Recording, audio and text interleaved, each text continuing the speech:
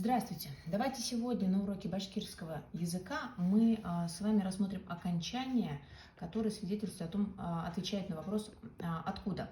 Итак, хайдан – «откуда?».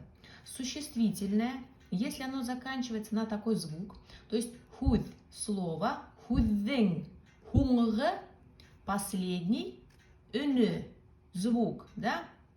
То есть на какой звук заканчивается. Итак, грау – это вопрос, ялгау – это окончание, мифалдар – примеры. Итак, Америка заканчивается на А. Хайдан – откуда? Из Америки. Американан. То есть вот такое окончание добавляется. Türkiye – Турция заканчивается на Хайдан. То есть и окончание будет мягким. Нен – Türkiye'nen.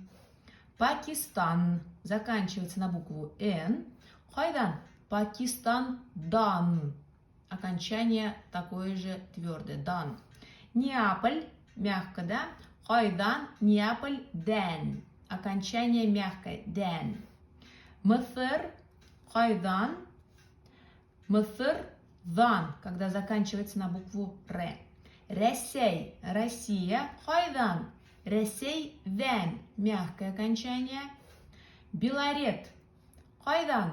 Белорет – Тан. Окончание Тан. Месагут. Хайдан. Месагуттен. Окончание мягкое.